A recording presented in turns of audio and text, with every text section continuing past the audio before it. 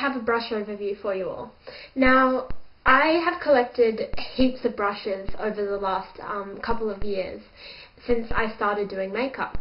And when I was starting out, I had a lot of trouble finding brushes and knowing which ones were the best and what to use them all for. So today I'm going to start off with the basics, and I'm going to move on to different kinds of brushes. Now, when you're looking for a brush, most importantly, you want to look for something with really soft hair, so it's not going to scratch the surface of the face or feel really uncomfortable when you're using it. So a brush that you can feel when you're going to buy it, when they've got a tester out and you can play with it and see what it's like, they're typically the best ones to go for, because you know what you're getting with them.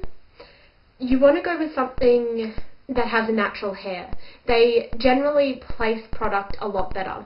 If you're using something wet like a liquid foundation or concealer, go with a synthetic hair. But if you're using powder, I'd stick to a natural hair. Now, I'm going to start off with face brushes. The first thing you're going to need when you're doing your face is a foundation brush. Now, these come in synthetic and natural hair. The best one to go for a foundation brush, I've found, is a synthetic hair, because it doesn't absorb any liquid, so you're not going to waste a lot of your product. One like this is an Inglot foundation brush. It's a universal foundation brush. You can find one like this in almost every brand. This one is really quite soft. You want to find something soft that isn't pokey, otherwise it's going to scratch the face and you're not going to get the best result out of it. Now, when you're doing foundation, you can always use one of these. Now, this is also an Inglot brush, but it's virtually identical to the MAC one. It's got the natural hair on the bottom for blending, and then the synthetic hair on the top for applying. Now, this is great for liquid foundation because you can just stipple it on and buff it into the skin, and it gives a really flawless airbrushed look. When you're using something like this, it's going to absorb a little bit of product, because down the bottom you've got a natural hair, and all natural hairs absorb product. These are a great universal brush. They can be used for foundation, powder, cream blush, powder blush. It's the same with this one. This one's just slightly smaller, so it's better for blushes, and this one is better for foundations and powders. Then, when you're looking for a powder brush, the best ones to go for are something really quite light and fluffy. This is going to give a really sheer coverage of powder, so you're just going to brush it on and it's going to set the makeup, and it's not going to look overly powdery. One like this is fairly expensive to buy. They're a natural hair, they're not too dense, they're just really light and soft to use. One this size can be used for blush, for powder, and for bronzer. It's a multi-purpose brush. One like this, I would stick more to powder. However, you can compact it up and use it for blush and bronzer. Also with powder, we've got a buff brush.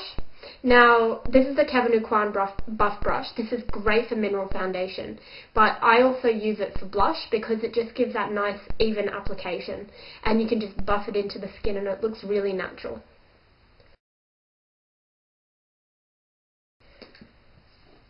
And when you're looking at powder brushes, you can also get kabukis. Now, these are a lot denser than your typical powder brush.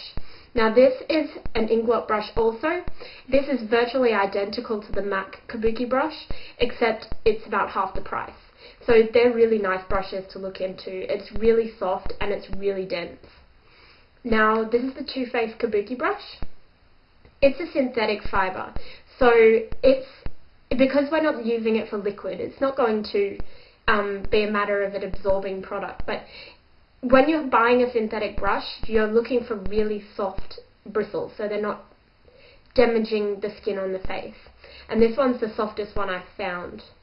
The Too Faced brushes are all synthetic because they don't harm animals. Now, a kabuki brush like this, great for minerals.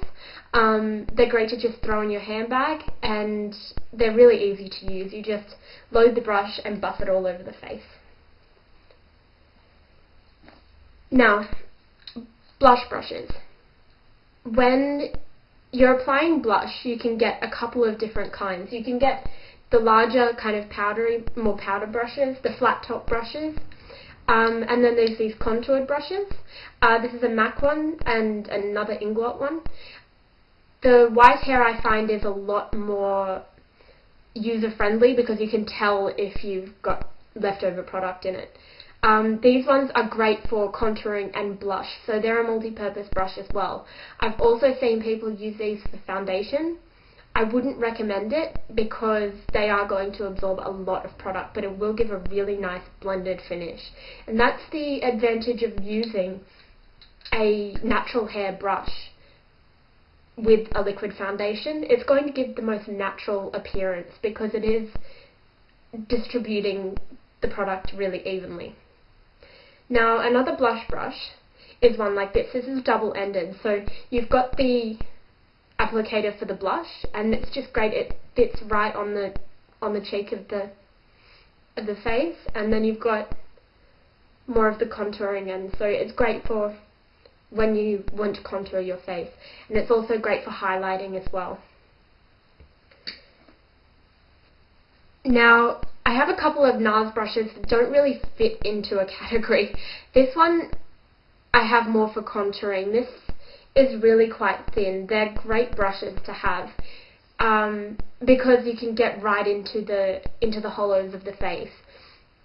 Something like this, if you're using everyday brushes and you're not applying things on other people, you're not doing it for photographic work, something like this you won't need. That's more for a makeup artist. And there's also, they call this the bronzing brush. I find it's more useful for powder. It's more like a kabuki brush with a long handle. Something like this is really dense and it's great for any powder products. And then I have a concealer brush. Now, I don't think getting a MAC concealer brush is worth spending the money. I also use for concealer art brushes. Art brushes are just as helpful. They apply the product the same way, they just look different. And given it looks a bit cheaper, but if nobody's seeing your brushes, it doesn't make a difference. Because I found all of these, I've got art brushes, NARS brushes, and MAC brushes, and they all work the same. Read my lips, I'm into you.